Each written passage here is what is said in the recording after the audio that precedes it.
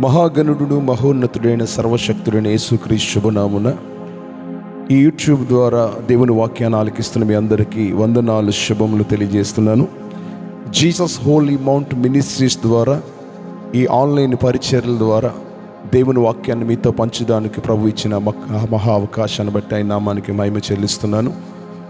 మరి ఈ 3వ దినాన్న ఈ లెంట్ సీజన్ ప్రారంభించబడి ఉపవాస దినాలు ప్రతిష్ఠించుకొని ఆయన మందిరంలోకి వెళ్ళి ఆయన ఎదురు సాగిలి పడిన ప్రతి వ్యక్తి ఆభరణాలు ధరించుకోండి, ప్రతిష్ఠితంలో ఆభరణాలు ధరించుకొని ఆయన ఎదుట సాగిల పడండి అని దేవుని వాక్యాన్ని మనం ప్రతిదినం ధ్యానం చేస్తున్నాం. ఈ 3వ దినాన్న ఏ ఆభరణం ధరించుకొని ఆయన ఎదుట సాగిలి పడాలని పరిశుద్ధాత్మ దేవుడు మన జీవితాలతో మాట్లాడబోతున్నాడు. మొదటి దినాన్న ప్రేమ అనే ఆభరణం మీరు ధరించుకోండి. 2వ దినాన సంతోషం అనే ఆభరణాన్ని ధరించుకొని ఈ 3వ దినాన సమాధానం అనే ఆభరణాన్ని ధరించుకోండి అని పరిశుద్ధాత్మ దేవుడు మాట్లాడబోతున్నాడు. ప్రియ దేవుని సంగమా, ప్రియ దేవుని బిడ్డ, ఈ వాక్యాన్ని ఆలకిస్తున్న మన జీవితాల్లో పరిశుద్ధాత్మ దేవుడు అద్భుతాలు, ఆశ్చర్య కార్యాలు చేయాలని మన ప్రార్థనతో ప్రభు సన్నిధిలో ప్రార్థన చేస్తూ ఈ వాక్యాన్ని ప్రారంభించుకుందాం. దయతో అందరు కళ్ళు మూసుకున్నట్టయితే ప్రార్థన చేసుకుందాం. మహాగణుడు మహోన్నతుడు సర్వశక్తిమంతుడా, నీ పరిశుద్ధమైన నామానికి వందనాలు, స్తుతులు, స్తోత్రాలు చెల్లిస్తున్నాను ప్రభా. మరొక్కసారి ఈ 3వ దినాన్ని పాద సన్నిధికి మేము వచ్చి ఉన్నాం ప్రభా. నీకు స్తోత్రాలు నాయన. మా జీవితాలు, మా బ్రతుకులు బలపరచబడాలంటే, మా జీవితంలో ఉన్న సమస్త దోషము తొలగించబడాలంటే ప్రభా, నీ వాక్యమే మా జీవితాలు కట్టేది ప్రభా. నీ వాక్యమే మా జీవితాలు బలపరిచేది ప్రభా. నీకు స్తోత్రాలు చెల్లిస్తున్నాము నాయన. ప్రభా, ఈ ఆన్లైన్ పరిచర్య ద్వారా, ఈ యూట్యూబ్ ద్వారా ఎంతమంది అయితే నీ వాక్యాన్ని ఆలకిస్తున్నారో ప్రతి ఒక్క జీవితాన్ని మీరు సంధించండి. ఏ ప్రతిష్ఠితములకు ఆభరణము ధరించుకొని ఎదుట మేము సాగిల పడాలో మా దినంలో, మా జీవితంలో ప్రతిరోజు మీరు మాట్లాడుతున్న విధానం బట్టి నీకు స్తోత్రాలు చెల్లిస్తున్నాము నాయన.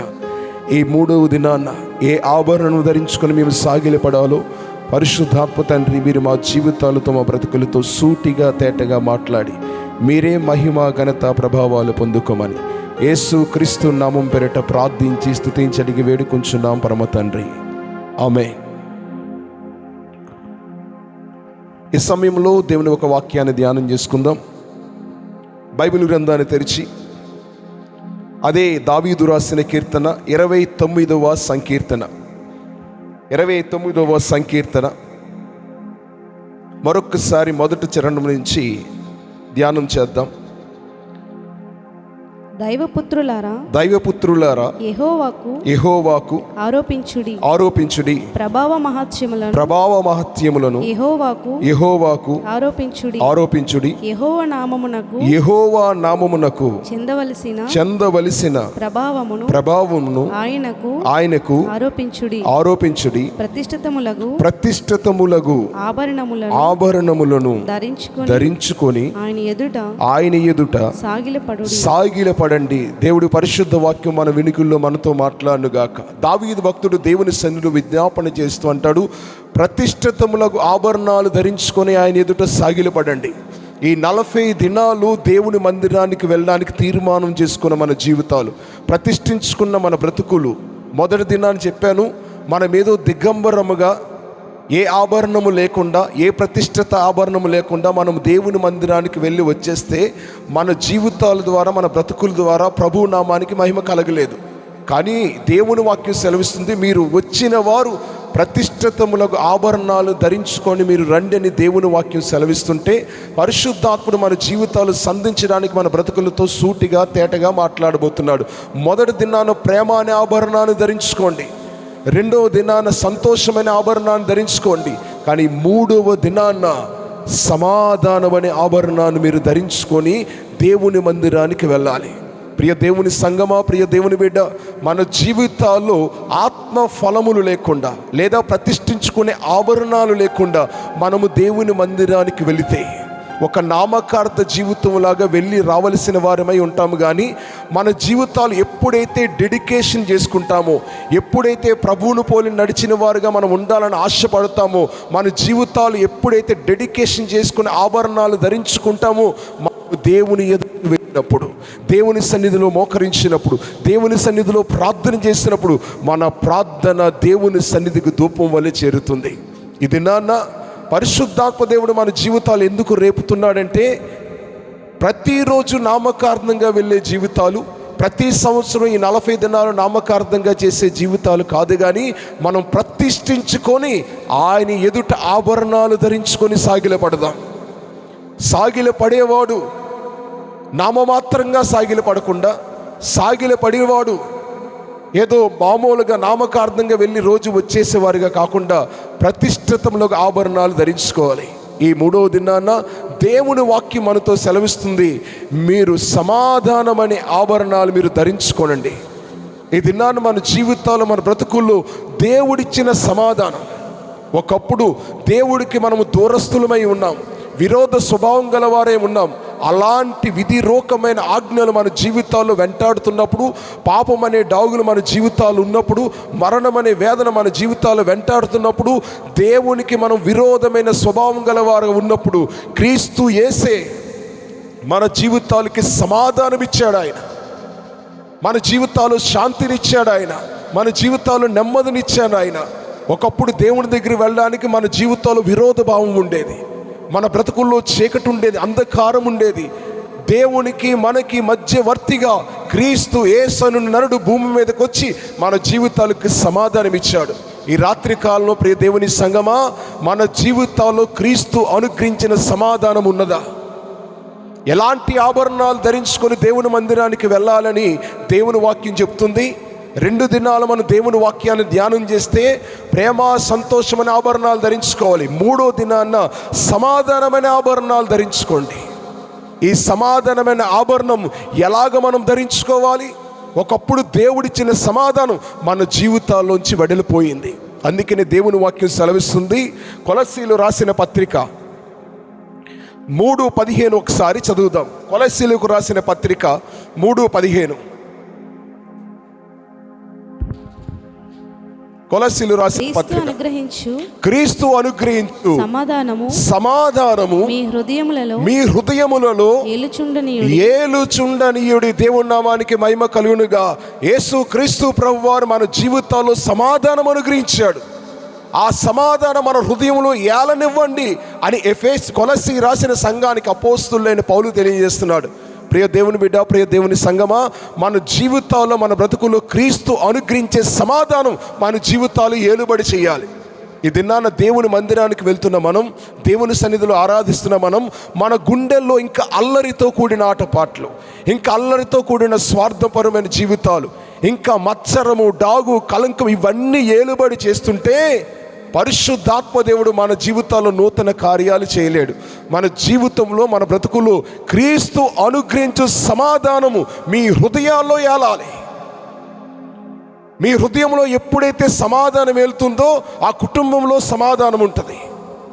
నీ గుండెల్లో క్రీస్తు అనుగ్రహించే సమాధానం ఎప్పుడైతే బయటికి వెడలిపోతుందో ఇంకా కుటుంబాల్లో కానీ, భార్యాభర్తల మధ్యన కానీ, పిల్లల మధ్య కానీ ఇంకా సమాధానం ఏలుబడి చేయదు. అందుకని యెషయా గ్రంథము 9:6 అంటాడు, ఆయన గురించి మాట్లాడుతూ, ఆయన ఆశ్చర్యకరుడు, ఆలోచనకర్త, నిత్యుడగు తండ్రి, ఆయన సమాధానముకే అధిపతి. దేవుని నామానికే మహిమ కలుగునుగాక. ఈ గృహమునకు సమాధానముకు అధిపతి, ఈ గృహమునకు క్రీస్తే అధిపతి అని చాలాసార్లు మన పేర్లు చదువుతుంటాం. కానీ మన జీవితంలో సమాధానం, దేవుడు అనుగ్రహించిన సమాధానం మన గుండెల్లో ఏలుబడి చేయాలి. ప్రియ నేస్తమా, ఈ రాత్రికాలం దేవుని వాక్యం ఆలకిస్తున్న నీ జీవితంలో దేవుడిచ్చిన అనుగ్రహించిన సమాధానం నీ గుండెల్లోంచి వడిలిపోయిందా? ఎలాంటి సమాధానం ప్రభు మన జీవితాల్లో కోరుతున్నాడు? ఎలాంటి సమాధానమైన ఆభరణాన్ని మీరు ధరించుకోమని పరిశుద్ధాత్ముడు మన గుండెలు మరలా రేపుతున్నాడు? ఎలాంటి సమాధాన ఆభరణాన్ని మరలా నీవు పొందుకోవాలి? నేను అనుగ్రహించిన సమాధానం నీ గుండెల్లో ఏలాలి అని పరిశుద్ధాత్మ దేవుడు మరలా మన జీవితాలు రేపుతుంటే ఇది నన్ను సిద్ధపడదాం. ప్రభువా, ప్రేమ అనే ఆభరణాన్ని ధరించుకున్నాను, సంతోషమైన ఆభరణాన్ని ధరించుకున్నాను, ఇప్పుడు సమాధానమైన ఆభరణాన్ని నేను ధరించుకుంటాను. ఈ ఆభరణం ఎలాగ సంపాదించాలి? ఈ ఆభరణాన్ని ఎలా ధరించుకోవాలి? ఎక్కడ సమాధానం మనకు కావాలో ఒక 3 విషయాలు దేవుని సన్నిధిలో మనం జ్ఞానం చేద్దాం. త్వరగా దేవుని వాక్యాన్ని ధ్యానం చేద్దాం. 1, దేవునితో సమాధానం కలిగి ఉండాలి. లేదా సంఘములో నాయకుడితో సమాధానం కలిగి ఉండాలి, సేవకుడితో సమాధానం కలిగి ఉండాలి. ఈ సమాధానం కొన్నిసార్లు మన జీవితాల నుంచి వెడలిపోతుంది. క్రీస్తు అనుగ్రహించే సమాధానం మన హృదయంలో ఏలుచుండాలి. అందుకనే మత్తయి సువార్త 5వ అధ్యాయంలో యేసుక్రీస్తు ప్రభువారు కొండ మీద ప్రసంగం చేస్తూ ఒక మాట అన్నారు, సమాధానపరచువారు ధన్యులు, వారు దేవుని కుమారులు అని పిలువబడతారన్నారు. ఇది నా ప్రియ నేస్తమా, ప్రియ దేవుని సంగమా, ఈ రాత్రికాలం దేవుని వాక్యం ఆలకిస్తున్న నీ జీవితంలో సమాధానం ఉందా? దేవుడు అనుగ్రహించిన సమాధానం మన గుండెల నుంచి బయటికి వెళ్ళిపోయిందా? ఎప్పుడైతే సమాధానం వెళ్ళిపోయిందో గుండెల్లో అల్లర్లు ప్రారంభమవుతాయి, గుండెల్లో కక్షలు ప్రారంభమవుతాయి, గుండెల్లో గర్వం ప్రారంభమవుతుంది. సమాధానం ఎప్పుడైతే వెళ్ళిపోయిందో, సమాధానకర్త అయిన దేవుడు మన హృదయంలో నివసించలేక, ఆయన ఉండలేక, ఇష్టం లేక బయటికి వెళ్ళిపోతే ఇంకా జీవితం అంతా చీకటిగా మార్చబడుతుంది. ప్రభు అన్నాడు, మీరు సమాధానాన్ని మీ హృదయములు ఏలుచుండనివ్వండి. సమాధానమే నీ హృదయాన్ని, నీ కుటుంబాన్ని, నీ జీవితాన్ని సమాధానమే అలాలి. ఆయన అల్లరికి కర్త కాడు, ఆయన సమాధానానికి అధిపతి. దేవుని నామాన్ని మహిమ కలుగునుగాక. మొట్టమొదటి ఎలాంటి సమాధానమైన ఆవరణ ధరించుకోవాలంటే దేవునితో సమాధానం కలిగి ఉండాలి. ఎలాంటి సంబంధం కలిగి ఉండాలంటే లూకా రాసిన సువార్త 22:60 వచనాలు చూడండి. నేను త్వరగా వాక్యాన్ని బోధిస్తాను. లూకా రాసిన సువార్త. అందుకు పేతురు ఓయి నీవు చెప్పినది నాకు తెలియదనెను. అతడింకను మాట్లాడుచుండగా వెంటనే కోడి కూసెను. అప్పుడు ప్రభువు తిరిగి పేతురు వైపు చూచెను గనుక పేతురు నేడు కోడి కూయక మునుపు నీవు ముమ్మారు నన్ను ఎరుగునందువని ప్రభు తనతో చెప్పిన మాట జ్ఞాపకము చేసుకుని వెలుపలకు పోయి సంతాపపడి పేతురు ఏడ్చాడు. యేసుక్రీస్తు ప్రభువారు సేవ చేస్తున్న దినాల్లో 33.5 సంవత్సరాలు ఆయన దేవుని పర్యటిస్తున్న దినాల్లో ఆ అపోస్తలుడైన పేతురు ఒక దినాన్ని యేసు ప్రభువారు బందిపోటు దొంగలు పట్టుకుంటే, ప్రభా నీ కొరకు మరణం అవ్వడానికని నేను సిద్ధంగా ఉన్నాను ప్రభా అని ప్రభుతో చెప్తే, ప్రభు అంటాడు, పేతురు కోడి కోయక మునుపు నువ్వు బొంకుతావు పేతురు అన్నాడు. వెంటనే ప్రభా నేను నీకోసం నిలబడతాను ప్రభా, నీకోసం ప్రాణమైన అర్పిస్తాను ప్రభా అని అన్న పేతురు ఒక్కసారే యేసు ప్రభువాని గెత్సెమనే తోటలో బందిపోటు దొంగలతో, ప్రధాన యాజకులతో కలిసి అందరూ పట్టుకొని తీసుకొని వెళ్ళిపోతుంటే, పేతురు నడి ముంగిట మంట వేసుకొని అక్కడ చలి కాచుకుంటుంటే ఒక చిన్నది వచ్చి, ఈ పేతురు కూడా యేసు ప్రభుతో ఉన్నవాడే, ఈయన కూడా గలిలయుడే, ఈయన కూడా మేము చూసాం యేసు ప్రభు వెనకాతలు తిరిగేవాడు అని అంటే, పేతురు అన్నాడు, నా మీదొట్టు, నేను చచ్చినంతొట్టు నేను ఏ రోజు యేసు ప్రభుతో తిరగలేదని తనను తాను శపించుకోవడానికి ప్రారంభించాడంట. ఒకప్పుడు నాయకుడితో సమాధానం ఉండేది. పేతురు ఎలాంటి వాడంటే, యేసు ప్రభు వారు నీళ్ల మీద నడుస్తుంటే, ప్రభువా నేను కూడా నీళ్ల మీద నడుస్తానన్నాడు, ప్రభువా నీతోనే నేను ఉంటానన్నాడు. సమాధానం కలిగి యేసు ప్రభుతో అడుగులు వేశాడు.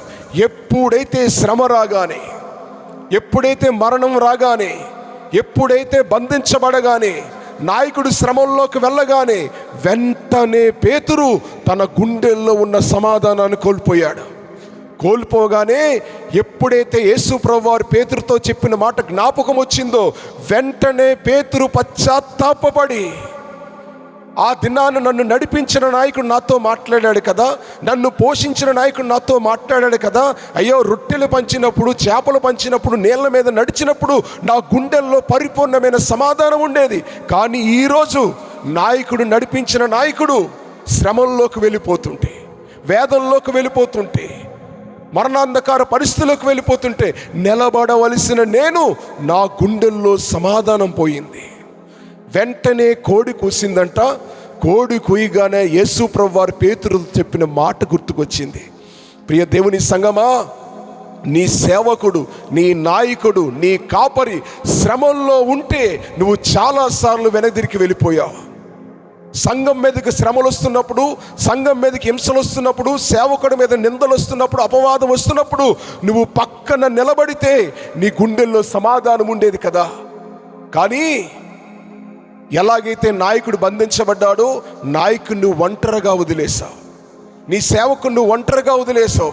చాలాసార్లు నీకు ప్రార్థన అవసరం ఉన్నప్పుడు ప్రార్థన చేసిన వాడే, నిన్న నీళ్ళ మీద నడిపించిన వాడే, నీకు ఆహారం ఇచ్చిన వాడే, నీ కొరకు దేవుని సన్నిధిలో పశ్చాత్తాపం ఏడ్చిన వాడే, అలాంటి నాయకుడు శ్రమంలోకి వెళ్ళిపోతే వెంటనే నాకు తెలియదండి, ఏ రోజు నేను యేసు ప్రభువుని చూడలేదండి, ఏ రోజు యేసు ప్రభుతో నేను తిరగలేదండి, వెంటనే తనను తాను శపించుకోవడానికి సిద్ధపడ్డాడు పేతురు.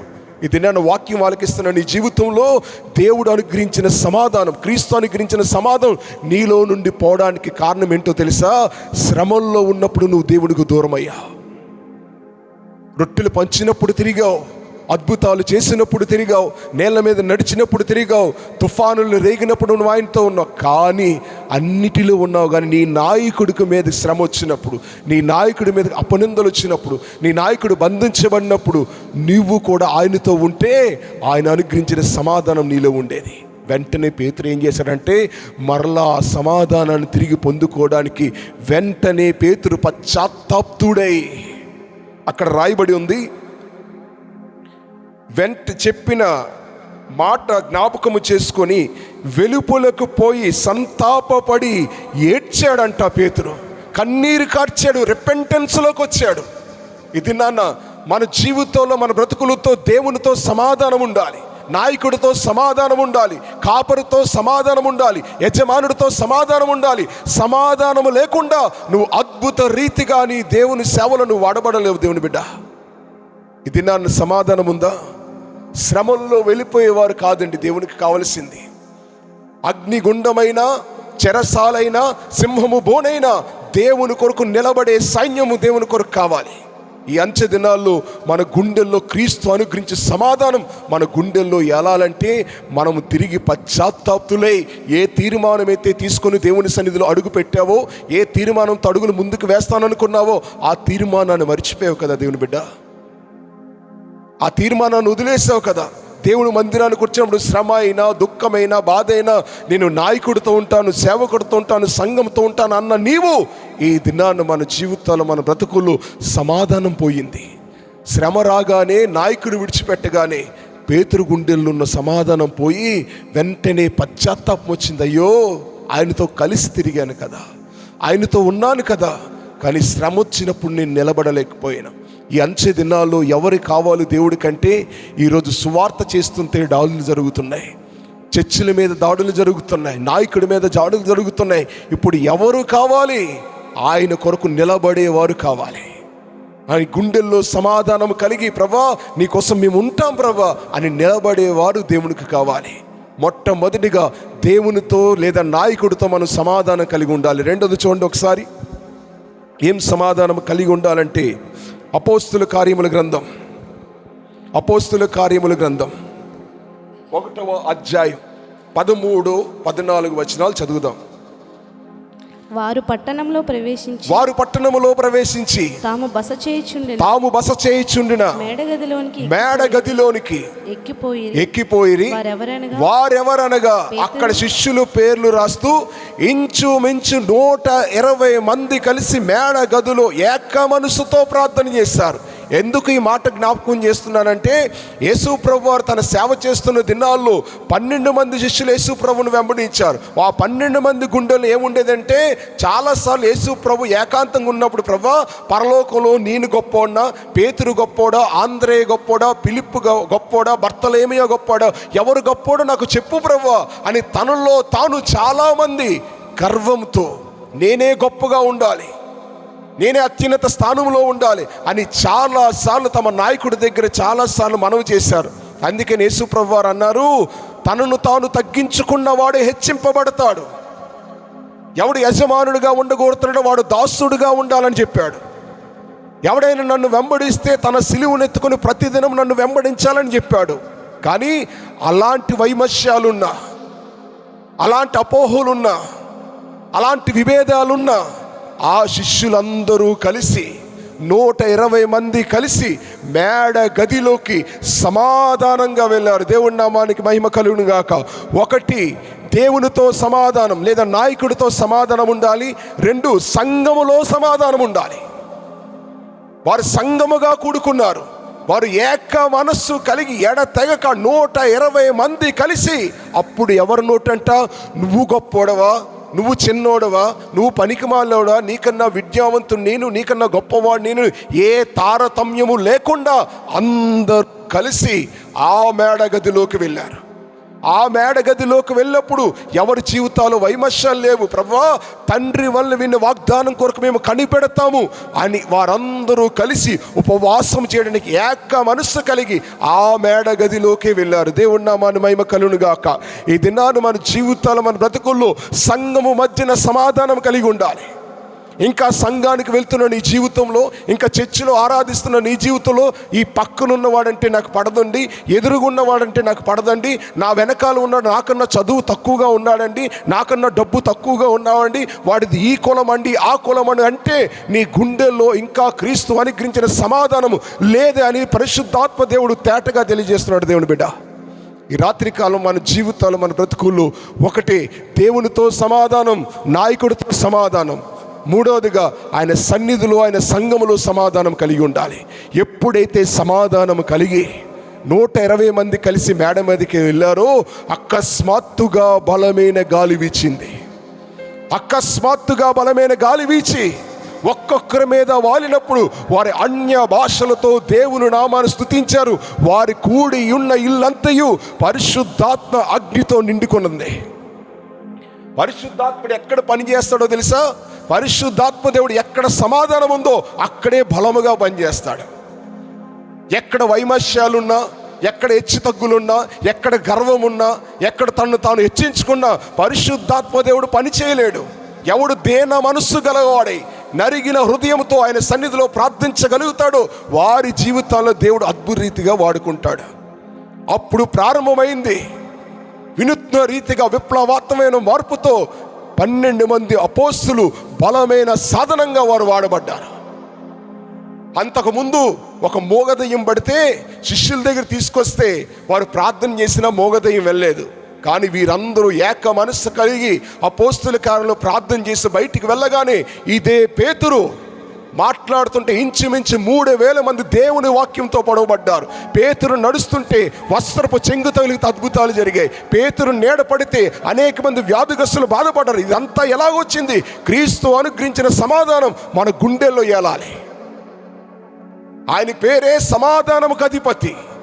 ఆ సమాధానముకు అధిపతి మన జీవితాల్లో లేకుండా, మన గుండెల్లో లేకుండా అసమాధానంగా ఈ 40 దినాలు నువ్వు ఉపవాసం చేస్తే, అసమాధానంగా నువ్వు మందిరానికి వెళితే, ఇంకా నీ గుండెల్లో సేవకుడి మీద, ఇంకా నీ గుండెల్లో దేవుని మీద, ఇంకా నీ గుండెల్లో సంఘం మీద ఇంకా అవమానాలు, అపోహలు, మత్సరము, కుళ్ళు, డాగులు ఇవన్నీ గుండెల్లో ఉంచుకొని మనం ఎంత ప్రార్థన చేసినా, మనం ఎన్ని ఉపవాసాలు చేసినా మన గుండెల్లో సమాధానమైన ఆభరణం రాలేదు. దేవుని బిడ్డ, ఈ దినాన్ని సమాధానమైన ఆభరణాన్ని ధరించుకొని ఆయన ఎదుట సాగిలపడదాం. ఆయన ఎదుట సాగిలపడదాం. ఈ ఆభరణాన్ని ఎప్పుడు పోగొట్టుకున్నావో నాకు తెలియదు. కిందటి సంవత్సరం వరకు నాకు సమాధానం ఉండేదండి. సేవకుడన్నా, సంఘమన్నా, దేవుడన్నా చాలా సమాధానం ఉండేది. గుండెల్లో ఏ మాత్రం భేదం ఉండేది కాదు. కానీ కొన్ని రోజుల క్రితమే నా గుండెల్లో అసమాధానం వచ్చింది. సమాధానం లేదు, ఎవరితో మాట్లాడట్లేదు, ఎవరితో కూర్చోట్లేదు, కానీ ప్రార్థనకు మాత్రం వెళ్తున్నాను. ప్రియ దేవుని బిడ్డ, మన జీవితాల్లో, మన బ్రతుకుల్లో క్రీస్తు ఎలాగూ క్షమించాడో ఇతరులు కూడా అలాగూ క్షమిస్తేనే సమాధానముకు అధిపతి మన జీవితాలు ఏలుతాడు. 1, దేవునితో సమాధానం కలిగి ఉండాలి. 2, సంఘాల మధ్యన సమాధానం కలిగి ఉండాలి. 3, సమాజం మధ్యన సమాధానం కలిగి ఉండాలి. చూడండి, ఒకసారి దేవుని వాక్యాన్ని ధ్యానం చేద్దాం. సమాజం మధ్యన మనం సమాధానం కలిగి ఉండాలి. ఎలా ఉంటామండి సమాజం మధ్యన అంటే? దేవుని వాక్యం సెలవిస్తుంది. ఆదికాండం 26వ అధ్యాయం 20వ వచనాన్ని చదువుదాం. అప్పుడు గెరారు కాపరస్తులు ఇస్సాకు కాపరులతో జగడమాడి ఈ నీరు మాది అని చెప్పిరి గనుక ఆ దినాల్లో, ఇస్సాకు దినాల్లో కరువు వచ్చింది. కరువు రాగానే గెరారు రాజైన అబీమేలు దగ్గరికి వెళ్దాం అనుకుంటే ప్రభు అన్నాడు, నువ్వు ఎక్కడికి వెళ్ళదు, ఈ దేశంలో పరవాసిగా పరదేశిగా ఉండు. ఆ దేశమందు ఉన్నవాడు ఇస్సాకు విత్తనం వేసి 100 ఫలము పొందితే కొన్ని దినాలైన తర్వాత ఇస్సాకు అనుకున్నాడు, అబ్రహాము దినాల్లో తవ్విన బావులు మరలా తవ్వుదాం అనుకొని వెళ్తే ఇస్సాకు దాసులు ఆ బావులు తవ్వగానే నీరు రాగానే ఆ గెరారు రాజుకి ఇస్సాకు కాపరులకి ఇద్దరికి జగడం వచ్చింది, అసమాధానం వచ్చింది. గెరారు రాజు అన్యుల రాజు, దేవుడు తెలియదు, దేవుని ప్రసన్నత అనుభవించలేదు. కానీ ఇస్సాకు మాత్రం వాగ్దాన పుత్రుడు. ఆయన అనుకున్నాడు సమాధానం ఉండాలి కదా, సమాజంలో మనకు సమాధానం ఉండాలి కదా అని అక్కడ ఉంటూ కింద వచ్చిన చూద్దాం చూడండి. అప్పుడు గెరారు కాపరులు ఇస్సాకు కాపరులతో జగడమాడి నీరు మాదే అని చెప్పిరి గనుక వారు తనతో కలహించినందున అతడు ఆ బావికి ఏషేకు అని పేరు పెట్టెను. వారు మరి ఒక బావి త్రవ్వినప్పుడు దాని కొరకును జగడమాడిరు గనుక దానికి సిత్నా అని పేరు పెట్టెను. అతడు అక్కడ నుండి వెళ్ళి మరి ఒక బావి త్రవ్వించెను. దాని విషయమై వారు జగడమాడలేదు గనుక అతడు ఇప్పుడు యెహోవా మనకు ఎడము కలుగు చేసి ఉన్నాడు గనుక ఈ దేశమందు అభివృద్ధి పొందుదాం అనుకొని దానికి రహెబోతు అని పేరు పెట్టాను. దేవుని నామానికి మహిమ కలుగును. 30 వచనంలో ఉంటుంది, అబీమెలెకు రాజు ఇస్సాకు దగ్గరికి వచ్చి నీవు యెహోవా ఆశీర్వాదం పొందిన వాడవనిరి. అతడు వారిని విందు చేయగా వారు అన్నపానములు పుచ్చుకొనిరి. తెల్లవారినప్పుడు వారు లేచి ఒకనితో ఒకడు ప్రమాణము చేసుకొనిరి. తరువాత ఇస్సాకు వారిని సాగనంపగా వారి అతని యొద్ద నుండి సమాధానముగా వెళ్ళిరి. దేవుని నామానికి మహిమ కలుగునుగాక. ఎక్కడైతే జగడం వచ్చిందో, ఎక్కడైతే ఎడమొచ్చిందో అక్కడే ఇస్సాకు జీవితంలో సమాధానం ఇచ్చాడు దేవుడు. ఇది నాన్న సమాజం మధ్యన నీకు సమాధానం లేదా? ఆ దినాన బావులు తవ్వుతున్నప్పుడు జగడం వచ్చింది, గొడవలు వచ్చాయి. అన్యులు రాజు కదా, మనం ఎందుకులే లోబడ్డం, మనం తిరగబడతాం అనుకోలేదు. ఇస్సాకు ఏమనుకున్నాడంటే వాళ్ళు రాగానే విందు చేశాడంట. గెరారు రాజు అన్నాడు, ఇస్సాకు నువ్వు నిజముగా దేవుని వల్ల ఆశీర్వదించబడిన వాడివి, అది మేము చూచాము, అది మేము ఎరిగాము అనగానే ఇస్సాకు వెంటనే ఏమనాలి? చాలే, మేము బావులు తవ్వునప్పుడు మా మీద తిరగబడ్డారు, ఇక మీకు నాకు ఏం ఉండకూడదని చెప్పలేదు. ఎప్పుడైతే ఈ మాట గ్రహించారో, వారు ఎప్పుడైతే ఇస్సాకు దగ్గరికి వచ్చారో వారందరికీ విందు చేసి వారందరికీ భోజనం పెట్టి అక్కడి నుంచి సాగనింపినప్పుడు వారు సమాధానముగా వెళ్ళారు. ఇది నాన్న సమాజం మధ్యన నీకు సమాధానం ఉందా?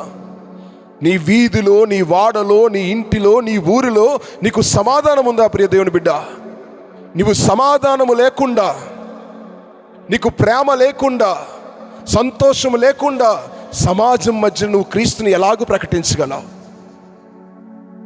మనమే క్రీస్తు వెలుగై ఉన్నాం, మనమే క్రీస్తుని ప్రకటించువారమై ఉన్నాం. మన జీవితాల్లో సమాధానం లేకపోతే సమాజం మధ్యన సమాధానం కలిగి ఉండాలి. శత్రువైన మన సమాధానంతోనే వాడిని ప్రేమించాలి. ఎలాంటి పరిస్థితి అయినా మనం సమాధానంతోనే ప్రేమించాలి. గ్రహం స్టెన్స్ ఒరిస్సా రాష్ట్రంలో తన 2 బిడ్డల్ని భర్తని కాల్చి చంపేస్తే తన భార్య కోర్టులో నిలబెడితే ఒకే ఒక్క మాట ఉంది, వారు ఏం చేశారో తెలియదు, క్షమించండి అని. వారిని క్షమించండి అని ఒక మాట చెప్పగానే ఆ దారా సింగ్ అనే వ్యక్తి దేవుని సేవకుడిగా మార్చబడ్డాడు. ఇది నన్ను సమాజం మధ్యన సమాధానం మనం కలిగి ఉండాలి. ఆ సమాధానంతోనే అనేక మందిని క్రీస్తు దగ్గరికి మనం తీసుకురాగలం. ఆఖరి ఒక వచనాన్ని చదువుతాను చూడండి. ఎఫెసీయులకు రాసిన పత్రిక 4వ అధ్యాయం 1వ వచనాన్ని చదువుతాం. ఆ చదివి ముగించుకొని ప్రార్థనలోకి వెళ్దాం. కాబట్టి మీరు సమాధానమును బంధము చేత ఆత్మ కలిగించు ఐక్యతను కాపాడుకొనుట యందు శ్రద్ధ కలిగిన వారై ప్రేమతో ఒకరినోడు సహించుకోండి. దేవుని నామానికి మహిమ కలుగునుగాక.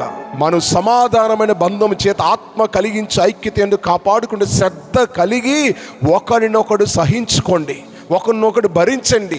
సమాధానం అంటే ఊరికనే రాదు.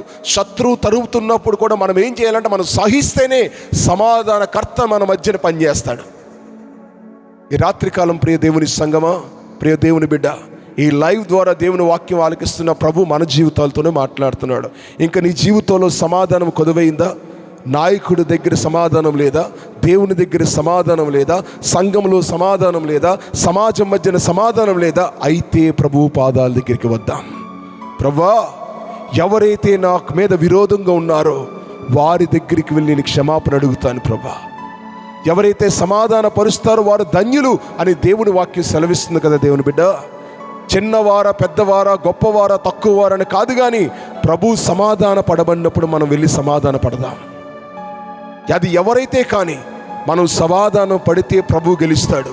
మనం అల్లరితో కూడా మనం నడిస్తే శత్రువు గెలుస్తాడు. ఈ రాత్రికాలం ప్రేమనే ఆభరణాన్ని ధరించుకున్న నీవు, సంతోషమైన ఆభరణాన్ని ధరించుకున్న నీవు, సమాధానమైన ఆభరణాన్ని ధరించుకొని ఆయన ఎదుట సాగిలపడదాం. ఈ 40 దినాలు ఈ ఆభరణాలన్నీ ధరించుకొని మనం క్రీస్తు స్వారూప్యములో మార్చబడాలనే దేవుని ఆశ. ఈ రాత్రికాలం ముందు ఈ వాక్యం నీ జీవితంలో సమాధానం అనుగ్రహించాలని ప్రార్థన చేసుకుందాం. దయతో తలలు ఉంచి కళ్ళు మూసుకున్నట్లే ప్రార్థనతో ముగించుకుందాం.